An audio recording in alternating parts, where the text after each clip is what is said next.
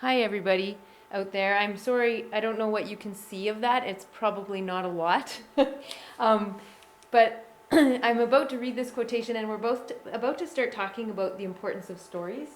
Uh, and we're reading a story together right now, and we've read a number of stories together. And what does that do for you guys when we read a novel? So, everybody on the survey said they wanted to read another novel before spring break. Why? What is it about reading a novel or reading this story together that you like?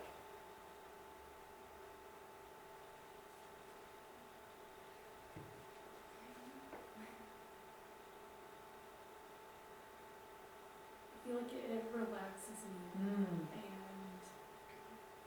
I guess it gets Yeah. me out of the real world. Yeah.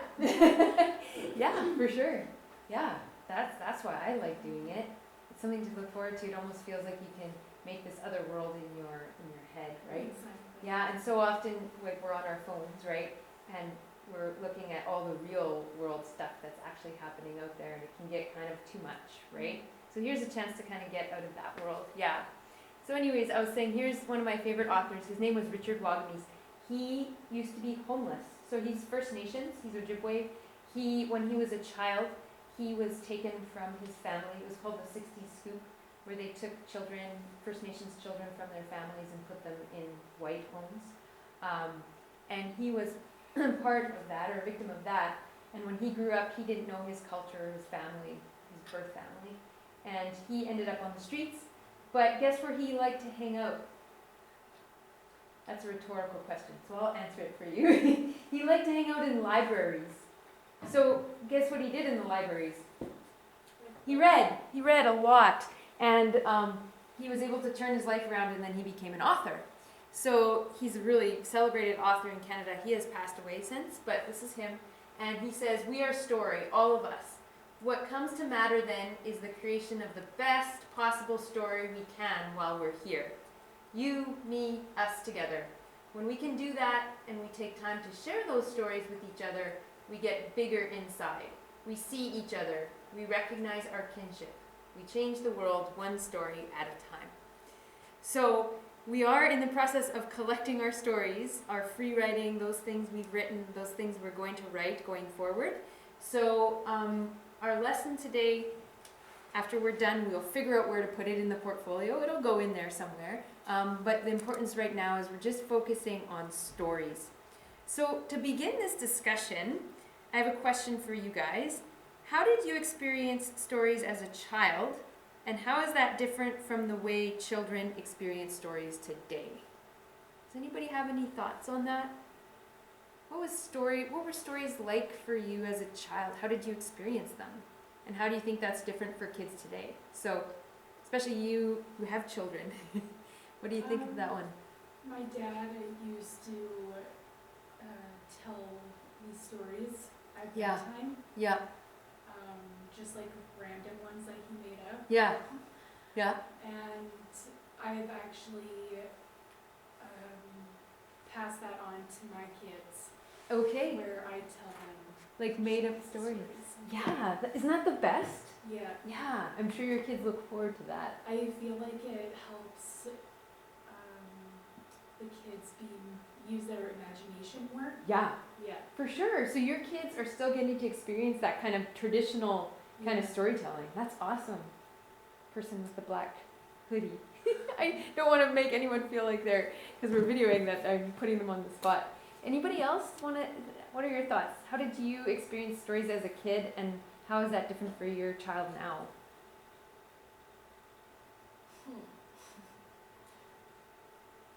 My parents really like read a bedtime story, but I remember my dad usually tells story about the war and all those things. Okay, yeah.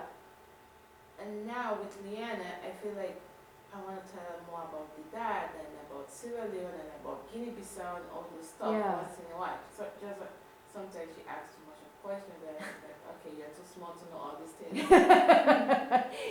So you wanna make sure she knows stories about her dad. Yeah. Yeah, just, for sure. Yeah, like yeah.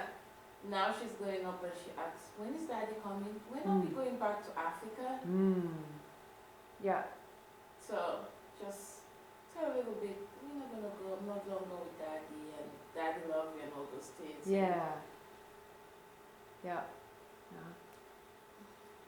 I can't say that I've grown up with stories. Okay. So people didn't tell you stories. No, not really. No. What about, okay, because I happen to know that in the Mennonite community, because I'm part of it too, people tell a lot of stories about other people. Yeah. Yeah, right? So how did you experience that as a kid? Because I remember sitting around with there's these imaginary stories. I don't feel like my parents really did that with me, although we tried to do it with our kids a lot. My mom would read to us, but the stories I remember probably the clearest are sitting around with my parents. They'd have a few drinks and stuff like that, and they'd be talking about everybody in town. And I would be like, really? Oh, who's that? And I'd be this little kid, and I'd be hearing all these things. Drugs? There's drugs in Altona? What? All these stories, right? So what was that experience like for you? How did you hear those stories? My parents, they were very, They didn't do that. they didn't really, Okay. no, if they Yeah. ever had something to say, they were alone. Okay. So, Yeah. I don't know, Yeah. they just never really read to us. Okay. And they might have told us stories. Yeah. I just don't remember that. Okay. I guess I never really thought of it. Yeah. Have you guys ever heard a story about somebody else, either a negative or a positive story about another person, and then you meet that person and then that person has a chance to tell you their story and it's very different from what you'd heard? Everybody's nodding their head. Yeah. Yeah. Yeah. Okay. Think about those things. What is your favorite way to experience a story? In person? Through books? TV? Radio? Video games? Social media? What's your favorite way to experience a story? I'm really loving my e-reader. Okay, so you have an e-reader. Yeah. So you get books on there and then you read the books. Yeah. Nice. Yeah, I love that. Yeah.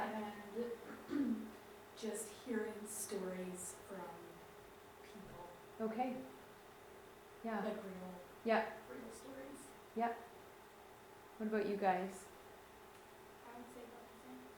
But how do you like to experience them? Like videos, like when you hear stories from real people, like sitting down with those people, or like Yeah. hearing it or seeing it on a movie or TV? No, just sitting down. Sitting down and listening to their story? Yeah. I actually really enjoy watching movies. Yeah.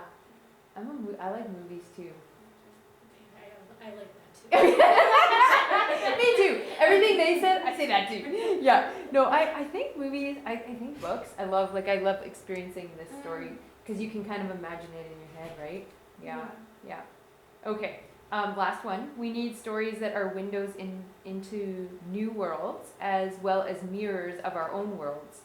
So that said, we don't know Afghanistan. I've never been there. Have any of you been there?